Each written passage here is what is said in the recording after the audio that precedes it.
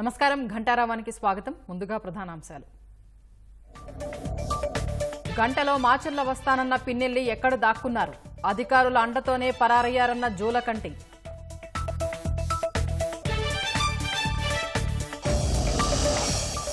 విజయవాడ ఇంద్రకీలాద్రిపై భక్తుల రద్దీ, పార్కింగ్ సమస్యతో అవస్థలు.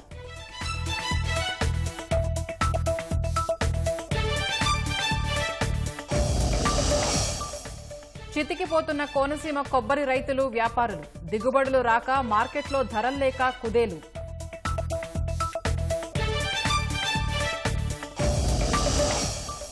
ఉత్తరాది సహా దేశంలోని పలు రాష్ట్రాల్లో ఎండల తీవ్రత.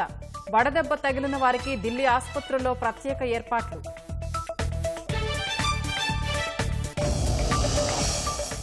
తైవాన్ అధ్యక్షుడి ప్రసంగంపై కన్నెర్ర చేసిన డ్రాగన్ సర్కారు. ద్వీపకల్పం చుట్టూ భారీ సైనిక విన్యాసాలు.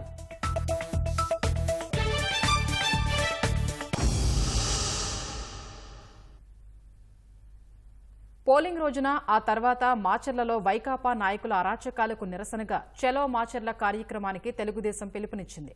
పిన్నెల్లి అనుచరుల దాడుల్లో గాయపడిన బాధితులకు భరోసా ఇచ్చేందుకు తెదేపా నేతలు సిద్దమయ్యారు. అయితే ఈ కార్యక్రమానికి అనుమతి లేదంటూ పోలీసులు ఎక్కడికెక్కడా నాయకుల్ని గృహ నిర్బంధం చేస్తున్నారు. వైకాపా మూకల దాడుల్లో గాయపడిన తెదేపా శ్రేణుల్ని పరామర్శించేందుకు చలో మాచర్ల కార్యక్రమానికి తెలుగుదేశం పార్టీ పిలుపునిచ్చింది. కార్యక్రమానికి అనుమతి లేదని పల్నాడు జిల్లా ఎస్పీ మల్లికా గార్గ్ ప్రకటించారు. ఈ నేపథ్యంలో బ్రహ్మారెడ్డితో పాటు తెలుగుదేశం బృందంలో ఉన్న ఇతర నేతల ఇళ్ల వద్ద పోలీసులు మోహరించారు. గుంటూరులో నక్క ఆనందబాబు, కనపర్తి శ్రీనివాసరావు ఇళ్ల వద్ద పోలీసులు కాపలా ఉన్నారు. పోలింగ్ మరుసటి రోజు నుంచి జూలకంటిని గృహ నిర్బంధం చేశారు పోలీసులు.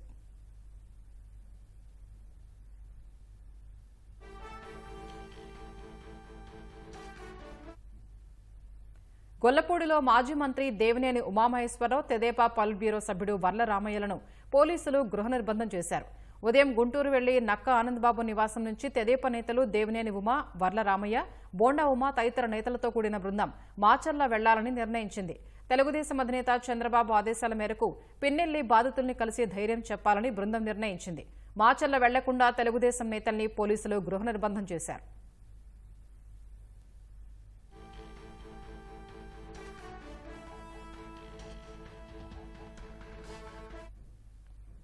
పల్నాడు జిల్లా గురజాల, దాచేపల్లిలో పలువురు తెదేపా నేతల్ని పోలీసులు గృహ నిర్బంధం చేశారు.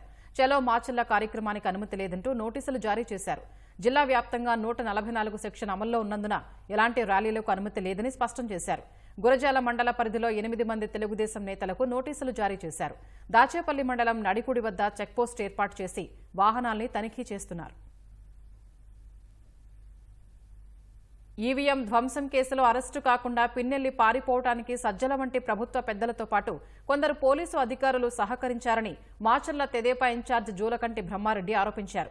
గంటలో మాచర్ల వస్తానని సవాలు విసిరిన పిన్నెల్లి ఇప్పుడు ఎక్కడ దాక్కున్నారో చెప్పాలన్నారు. వైకాపా దాడుల్లో గాయపడిన తెదేపా కార్యకర్తల్ని పరామర్శించేందుకు చలో మాచర్ల కార్యక్రమం చేపడితే పోలీసులు అడ్డుకోవటమేంటని ఆయన తప్పుపట్టారు. అతి త్వరలోనే మాచర్ల వెళ్లి బాధితుల్ని కలిసి వారికి అండగా ఉంటానంటున్న జూలకంటి బ్రహ్మారెడ్డితో మా ప్రతినిధి ఎస్పీ చంద్రశేఖర్ ముఖాముఖి.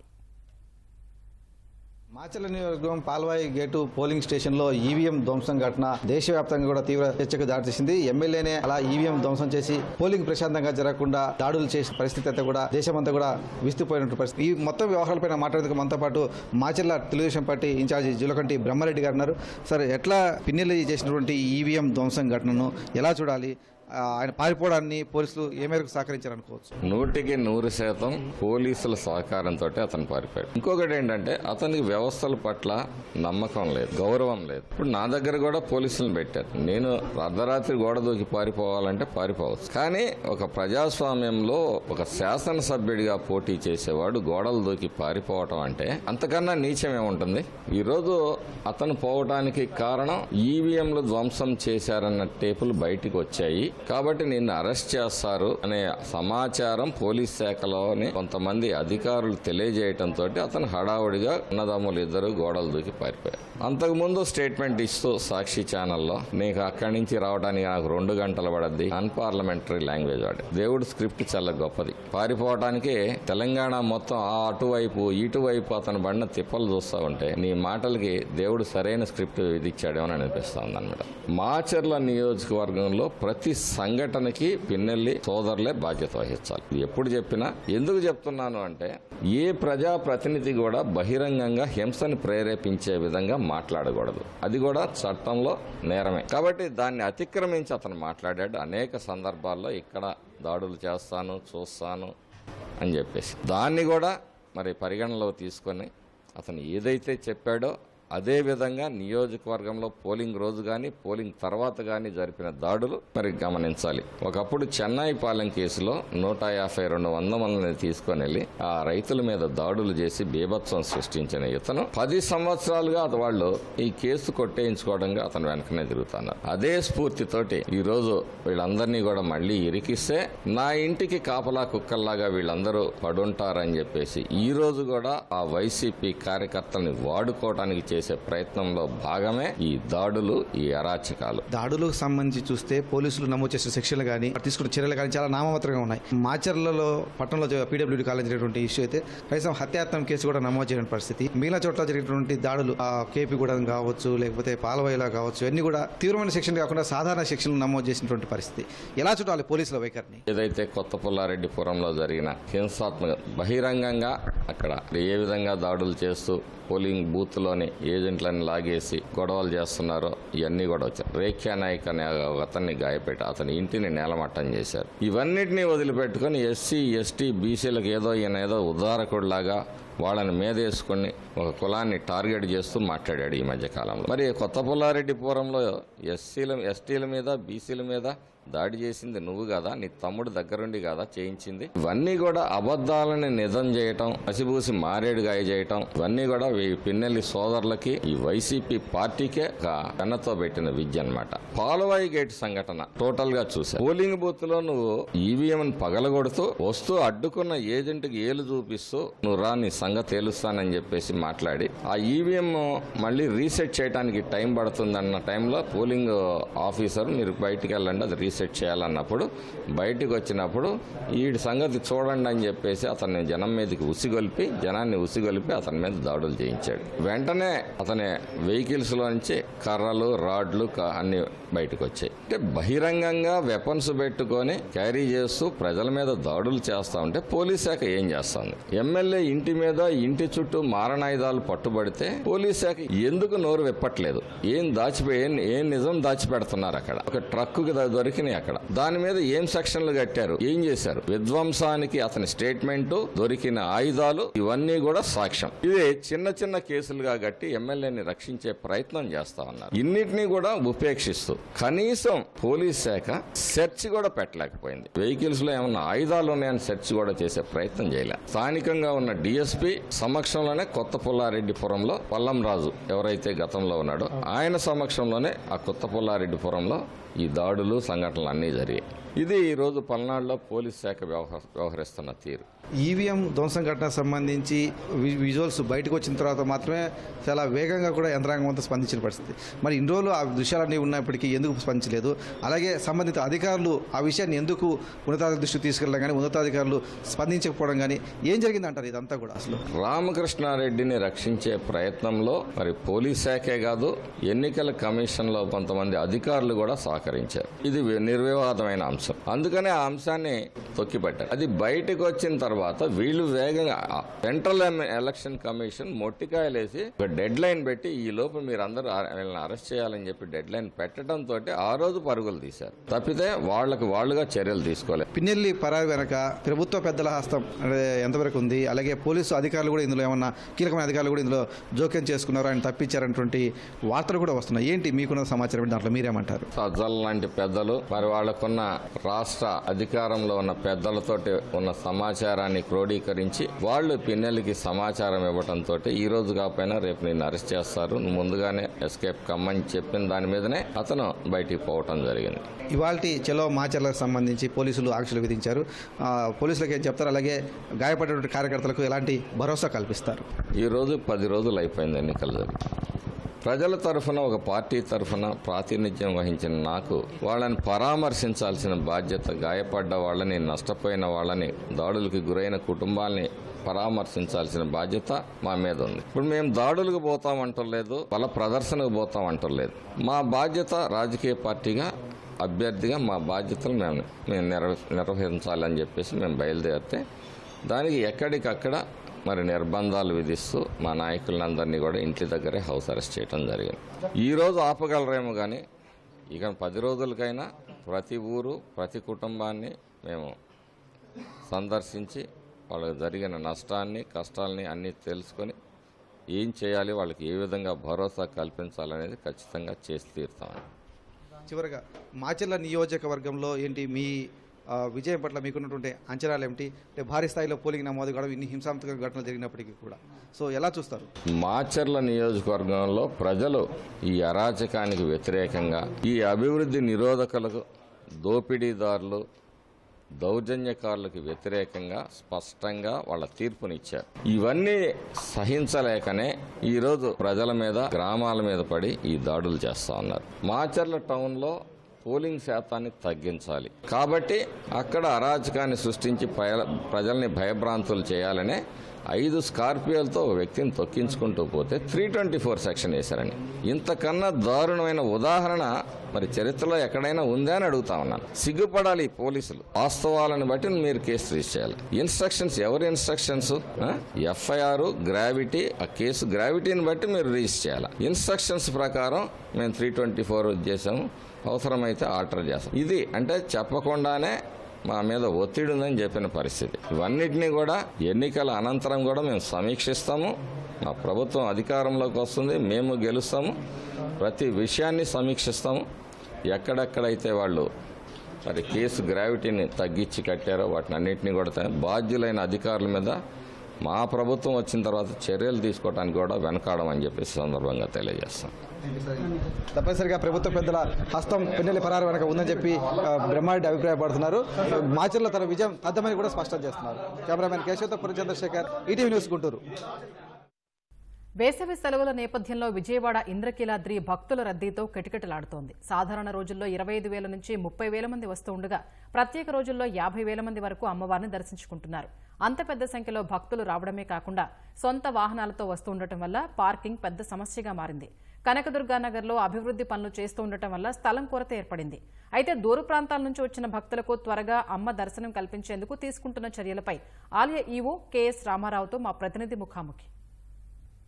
వేసవి సెలవుల్లో జగన్మాత కనకదుర్గమ్మను దర్శించుకునేందుకు వేల సంఖ్యలో భక్తులు తరలి వస్తున్నారు. వేసవి సెలవుల్లో ఎక్కువ మంది తీర్థయాత్రలకు వస్తున్న వారి తాకిడితో ఇంద్రకీలాద్రి మొత్తం అంతా దసరా నవరాత్రులను తలపించే విధంగా ఉంది. అయితే పెద్ద ఎత్తున భక్తులు సుదూర ప్రాంతాల నుంచి వస్తున్న వాళ్ళకి ఆలయంలో ఎలాంటి సౌకర్యాలు కల్పిస్తున్నారు అనే విషయాన్ని ఆలయ ఈవో రామారావు గారు మనతో ఉన్నారు. ఆయన తెలుసుకున్నాం. సార్ నమస్తే. వేసవి కాలం అసలే ఇంద్రకీలాద్రికి భక్తులు విపరీతంగా పోటెత్తారు. ఈ పరిస్థితుల్లో భక్తులకి త్వరగా దర్శనం అవడం కోసం, అలాగే దూర ప్రాంతాల నుంచి వాహనాలు వచ్చేటువంటి భక్తులకి ఎలాంటి సిద్ధపడి ఈ వేసవి సందర్భంగా సెలవులు రావడంతో చాలా ఎక్కువ మంది భక్తులు వస్తున్నారు. సాధారణ రోజుల్లో అయితే 25,000 నుంచి 30,000, ప్రత్యేకమైనటువంటి సెలవులు, ఆదివారాలు లేదా ఇంకేమైనా విశేషమైన రోజుల్లో 50,000 దాకా వస్తున్నారు. గత ఆదివారంలో 50,000 దాకా దర్శనం చేసుకున్నారు. ఇలాగా అత్యధిక సంఖ్యలో వస్తున్నారు. వీరందరికీ ప్రథమంగా కావాల్సింది పార్కింగ్ ఫెసిలిటీ కావాలి. కాలినడకన వచ్చే భక్తులు బస్సులు సౌకర్యాలు ఏర్పాటు చేశాం, ఉచిత బస్సులు. అలాగే 4 వీలర్స్ లో వచ్చే వాళ్ళు పార్కింగ్ కొంచెం ఇబ్బందిగా ఉంది. మన దేవస్థానం కొండపైన ఉన్న పార్కింగ్ ను ఉపయోగించుకుంటూ ప్రతి ఇంచు కూడా ఉపయోగించుకునే ప్రయత్నం చేస్తున్నాము. అలాగే కింద ఒక 3 ప్రాంతాలను మనం ఐడెంటిఫై చేసి పెట్టాము. దుర్గా ఘాట్, సీతమ్మవారి పాదాలు, పున్నమి ఘాట్ అని 3 ఐడెంటిఫై చేసి పెట్టుకున్నాము. మరి పోలీసులతో కూడా, ట్రాఫిక్ పోలీసు వాళ్ళతో కూడా చర్చించడం జరిగింది. ఫీల్డ్ ఇన్స్పెక్షన్స్ కూడా చేశాము. అక్కడ అకామిడేట్ చేస్తూ భక్తులకు అక్కడ నుంచి ఉచితంగా బస్సులలో దేవస్థానానికి వాళ్ళని తరలిస్తూ దర్శనాలు ఏర్పాటు చేయాలని దేవస్థానం బస్సు సర్వీసెస్ను ఉపయోగించుకుంటూ చేద్దామనేటువంటి నిర్ణయానికి వచ్చాము. భక్తులకు వచ్చిన తర్వాత శీఘ్రంగా దర్శనం చేయించే ప్రయత్నం చేస్తున్నాము. ఎప్పుడు క్యూ లైన్స్ నివేదన కాలంలో తప్ప ఎప్పుడు ఆగకుండా చర్యలు తీసుకుంటాం. అందువల్లనే ఒక రోజులో కనీసం 50,000 మందికి మనం దర్శనాలు చేస్తున్నామంటే క్యూ లైన్స్ ఎప్పుడు ఆగకుండా వెళ్లేలాగా చూస్తున్నాము. ఒకవైపు పనులు, మరోవైపు ఎక్కడ పడితే అక్కడ దుమ్ము, ధూళి, హడావిళ్ళు అన్న ఉన్న నేపథ్యంలో తీవ్రమైన అసౌకర్యం చెందుతూ వస్తున్న భక్తులకి ఎలాంటి తాత్కాలిక ఉండడానికి, నించోడానికి కూడా అవకాశం లేని పరిస్థితిలో ఒక కనకదుర్గా నగర్ నుంచి వచ్చే భక్తులకు ఇబ్బంది ఉంది. ఎందుకంటే అక్కడ ఎలివేటెడ్ క్యూ కాంప్లెక్స్ నిర్మాణం జరుగుతోంది, అన్నప్రసాదం నిర్మాణం జరుగుతోంది. అలాగే లడ్డు పోర్టు బిల్డింగ్ కూడా కన్స్ట్రక్షన్లో ఉంది. ఇన్ని కార్యక్రమాలతో పాటుగా పైన ఆలయ మంటపాలకు సంబంధించినటువంటి కొన్ని రాతి నిర్మాణాలను పాలిష్ చేయడం లాంటి పని కూడా కిందనే జరుగుతుంది. వీటన్నిటి వల్ల కొంత అసౌకర్యం జరుగుతుంది. కానీ 4 వీలర్స్ లోపలికి రాలేకుండా ఒక 30 నుంచి 40 దాకా 4 వీలర్స్ను కనకదుర్గ నగర్ ఎంట్రన్స్లోనే పార్క్ చేయించగలుగుతున్నాము. ఈ అసౌకర్యం కొంతకాలం ఉంటుంది. పనులన్నీ వేగవంతం అవుతున్నాయి. ఈ పనులు ఒక కొలిక్కి రాగానే చాలా సంపూర్ణమైనటువంటి ఒక ఆహ్లాదకరమైనటువంటి వాతావరణంలో ఎలివేటెడ్ క్యూ కాంప్లెక్స్లో సునాయాసంగా నడిచి వచ్చినంత సులభంగా మెట్ల మార్గం ద్వారా పైకి వచ్చే ఏర్పాటు చేసి ఉన్నాము. ప్రతిసారి వర్షాకాలం వచ్చేసరికి కొండ చర్యలు విరిగి కిందన పడిపోతూ ఉంటాయి. వేసవకాలంలో ఆ పనులు ఇంకా ప్రారంభించుకోవడానికి ఏమైనా అంటే ప్రధానమైనటువంటి ఇబ్బందులు ఏంటి? ఓవరాల్గా వర్షాకాలంలో మళ్ళీ ఇవి పునరావృతం కాకుండా రాళ్ళు పడిపోవడం కానీ కొండ చర్యలు కానీ ఎలాంటి జాగ్రత్తలు తీసుకుంటాం? పైన కొండపైన ఉన్న దాదాపు పూర్తి చేశాము. ఇంకొంచెం మిగిలిపోయినది కూడా దాన్ని టెండర్ కూడా కాల్ఫర్ చేయడం జరిగింది. కొండపైన వరకు కొంత సంతృప్తిగానే ఉంది పైన. కానీ డౌన్ హిల్లో కింద ఎక్కడైతే ఫాల్ జరిగిందో, రాక్ ఫాల్ ఎక్కడైతే జరిగిందో అక్కడ ఈసారి టెండర్లను పిలిచాము. ఎవరు రెస్పాండ్ కాలేదు. మళ్ళీ రెండవసారి పిలుస్తూ అందరికీ ఇంటిమేషన్ కూడా, వైడ్ పబ్లిసిటీ కూడా ఇచ్చాము. టెండర్లో పాల్గొనండి అని. త్వరలో ఆ టెండర్లు కూడా ప్రక్రియ పూర్తి అవుతుంది. కోడ్ కారణంగా కొంత ఆలస్యం జరిగింది. మరి ఇప్పుడు పర్మిషన్ ఇచ్చి ఉన్నారు కాబట్టి ఇప్పుడు టెండర్ ఫ్లోట్ చేయడం జరిగింది. అమ్మవారి ఆలయంలో చాలా మంది చాలా పోస్టుల్లో చాలా రోజులుగా స్టాండ్ అయి ఉన్నారు. వాళ్ళని అంతర్గత బదిలీలు లేకపోవడం వల్ల కొంత భక్తులతో కూడా దురుసుగా ప్రవర్తిస్తున్నారు. ఇటు సెక్యూరిటీ వాళ్ళు కావచ్చు, కొంతమంది స్టాఫ్ అనేటువంటి విమర్శలు కొంతవరకు ఉన్నాయి. వీటిని నియంత్రించడం కోసం ఎలా దృష్టి సారించారు? ఇంతమంది పనిచేసే చోట కొంత క్రమశిక్షణ రాహిత్యం కానీ ఇటువంటివి కానీ మా నోటీస్కి వస్తున్నాయి. వచ్చినప్పుడు ఖచ్చితంగా దానిపైన తీవ్రమైన చర్యలు ఉంటాయి. సెక్యూరిటీ కావచ్చు, ఎవరిని కూడా స్పేర్ చేసేది ఏమి ఉండదు. వాళ్ళు కూడా ఎక్కువ చోట ఒకే చోట పనిచేస్తుంటే దాన్ని ఏజెన్సీకి తీవ్రమైన స్థాయిలో వార్నింగ్ ఇవ్వడం జరిగింది. విజయవాడ ఇంద్రకీలాద్రిపై పెద్ద ఎత్తున భక్తులు తరలి వచ్చినప్పటికీ వారికి అసౌకర్యం కలగకుండా తగిన జాగ్రత్తలు తీసుకున్నాము. అలాగే వచ్చే భక్తుల విషయంలో ఇటు ఆలయ సిబ్బంది కానీ లేకపోతే అటు సెక్యూరిటీ నుంచి కూడా వచ్చినటువంటి విమర్శలను కూడా ఎప్పటికప్పుడు తమ దృష్టికి వస్తే వాటిపై కఠిన చర్యలు తీసుకుంటున్నామని ఆలయ రామారావు గారు చెప్తున్నారు. విజయవాడ నుంచి కెమెరామెన్ నాగేంద్రతో శ్రీనివాస్ మోహన్, ఈటీవీ న్యూస్. విశాఖలోని ఎన్ఏడి పైవంతెనపై లారీ బోల్తా పడింది. ఒడిశా నుంచి గాజువాకలోని ఆటోనగర్కు పేపర్ లోడుతో వెళుతున్న లారీ పైవంతెన మీదకు వచ్చేసరికి అదుపు తప్పి బోల్తా కొట్టింది. అప్రమత్తతో లారీ డ్రైవర్ ముందే బయటకు దూకేయడంతో స్వల్ప గాయాలతో ప్రమాదం నుంచి బయటపడ్డాడు. సమాచారం అందుకున్న పోలీసులు సంఘటనా స్థలానికి చేరుకుని ట్రాఫిక్ అంతరాయం కలగకుండా చర్యలు చేపట్టారు. ఇక్కడ నిత్యం ప్రమాదాలు జరుగుతుంటాయని పోలీసుల గస్తీ ఏర్పాటు చేయాలని ప్రజలు కోరుతున్నారు. అనంతపురం జిల్లా సెట్టూరు మండలం కంబాలపల్లిలో ఓ రైతుపై ఎలుగుబంటి దాడి చేసింది. ఉదయాన్నే చింత చిగురు కోసం వెళ్లిన హనుమంతరాయుడుపై దాడి చేసి గాయపరిచింది. మోకాళ్ల వద్ద వీపుపైన గోళ్లతో రక్కడంతో గాయమైనట్లు హనుమంతరాయుడు చెప్పారు. ప్రస్తుతం స్థానిక ప్రభుత్వ ఆసుపత్రిలో చికిత్స పొందుతున్నారు. తరచూ ఎలుగుబంట్ల సంచారంతో భయభ్రాంతులకు గురవుతున్నామని గ్రామస్తులు ఆవేదన వ్యక్తం చేశారు. అటవీశాఖ అధికారులు ఎలుగుబంట్ల సంచారం లేకుండా చర్యలు తీసుకోవాలని కోరారు. చింతూరు బీకొచ్చకని తోటలోకి పోయింటే ఊరి పక్కలోనే అది ఎలుగుబండి వచ్చి దాడి చేసింది. ఫారెస్ట్ వాళ్ళు వచ్చి చర్యలు తీసుకుంటే బాగుంటుందని గాయం మోకాలతోనే పీకింది, ముడ్డుతో వెనుక పీకింది. సార్ అధికారులు వచ్చి పట్టించుకుంటే బాగుంటుంది. ఎక్కువ దొరుకుతుంది, ఎలుగుబండి ఏమో ఎక్కువ దొరుకుతుంది. దినం రోజు వస్తుంది. పొద్దునే 6:30 అట్లా చిగురు బీక్కొచ్చే కానీ తోటలో పోయినాడు. పోయినప్పుడు ఒంటరిగా అక్కడ నుంచి వంక ఉంది. ఆ వంకంటే వస్తా అంటే ఆ అబ్బాయి దాన్ని చూసి అరిచినాడు. అరిచిన తర్వాత మానెక్కినాడు. మానెక్కితే వెంటనే పోయి అది పైకి ఎగిరి పీక్కొని అనమాట. పీక్కున్నప్పుడు ఇంక అంతలోనే కుక్కలు పారిపోయినాయి.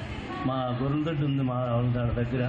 పోయి కుక్కలు అది ఎప్పుడైతే పోయి మరిగినాయో ఇడిచిపెట్టి వెళ్ళిపోయినాడు. ఇంక మాకు అప్పుడే తెలిసింది. అందరూ పోయి హాస్పిటల్కి పిలుచుకొచ్చినాం. దీన్ని చూసి అధికారులు కూడా స్పందించి దీన్ని పట్టించుకుంటారని కోరుకుంటున్నాను. వైఎస్ఆర్ జిల్లా ఒంటిమిట్ట మండలం దర్జీపల్లిలో తీవ్ర తాగునీటి ఎద్దడి నెలకొంది. గ్రామస్తులందరూ సమీపంలోని పెన్నానదిలోని చెలమల నుంచి నీటిని తీసుకెళ్లాల్సిన దయనీయ పరిస్థితి ఏర్పడింది. ఇసుకలో చిన్నపాటి గుంతను తీసి అక్కడ వస్తున్న ఊట నీరును బిందెల్లో తోడుకుని గ్రామానికి మోసుకెళ్తున్నారు. గ్రామంలో అందుబాటులో ఉన్న ఒక్క బోరులో ఉప్పు నీరు రావడంతో గత్యంతరం లేక సమీపంలోని పెన్నానదిలో చెలమల నీరు తెచ్చుకుని గొంతు తడుపుకుంటున్నారు. మంచినీరు అందించాలని అధికారులకు ఏళ్ల తరబడి విజ్ఞప్తి చేస్తున్నా పట్టించుకోవటం లేదని గ్రామస్తులు ఆవేదన వ్యక్తం చేస్తున్నారు. అధికారులు స్పందించి తాగునీటి సమస్య పరిష్కరించాలని కోరుతున్నారు. సమస్య ఎక్కువగా ఉంది. మాకు పెన్ అనేది దగ్గర ఉన్నా కూడా మాకు బిందులతో సెలూన్ లో మోసుకొని రావాల్సిందేను. ఫస్ట్ నుంచి ఇది మారింది. సెలూన్ తీసుకుని సొమ్ముతో పోసుకుని రావాల్సిందే నీళ్లు. రోజుకు ఒక ఇంటికి కనీసం 3-4 బిందులు అవసరం. ఆడవాళ్ళు ఎక్కువ ఇబ్బంది పడుతున్నారు. ఇప్పటి వరకు ఎన్ని గవర్నమెంట్లు వచ్చినా కానీ ఇప్పటి వరకు పంచాయతీ తరఫున కానీ గవర్నమెంట్ తరఫున కానీ మాకు ఇప్పటి వరకు నీటి వసతి అయితే కల్పించలేదు. వేసవికాలం కానీ వర్షాకాలం కానీ ఏవైనా కానీ మాకు నదిలోకి వచ్చి నీళ్లు తెచ్చుకొని తాగాల్సిందేను. ఈ వేసవికాలంలో ఈ మధ్యకాలంలో అసలుకి ఈ ర్యాంపులు పెట్టడం వల్ల నదిలో పూర్తిగా నీరు వచ్చి దిగజారిపోయింది, కిందికి వెళ్ళిపోయింది. ఇప్పుడు చెల్లింపు తీసుకోవాలంటే కనీసం 10 అడుగులు మేము గుంత తీసుకొని ఆ గుంతలో లోడుకొని నీరు తాగునీరు తెచ్చుకోవాల్సిన పరిస్థితి వచ్చింది. ఈ వేసవికాలంలో ఆడవాళ్ళు వీళ్ళంతా ఈ టైంలో వచ్చి ఎండలకి నీళ్లు తీసుకోవాలంటే చాలా ఇబ్బందిగా ఉంది. కొంచెం సహకరించి మాకు కొంచెం నీటి వసతి కల్పించాల్సిందిగా కోరుకుంటున్నామండి. ఎన్నికల రోజున పిన్నెల్లి రామకృష్ణారెడ్డి ఈవీఎంను ధ్వంసం చేస్తే ఆ రోజే ఫిర్యాదు చేయకుండా అధికారులు ఏం చేస్తున్నారని సిపిఐ సీనియర్ నేత నారాయణ ప్రశ్నించారు. వైకాపాకు అనుకూలంగా పోలీసు వ్యవస్థ పనిచేస్తుందనేందుకు ఇలాంటి ఘటనలే నిదర్శనమన్నారు.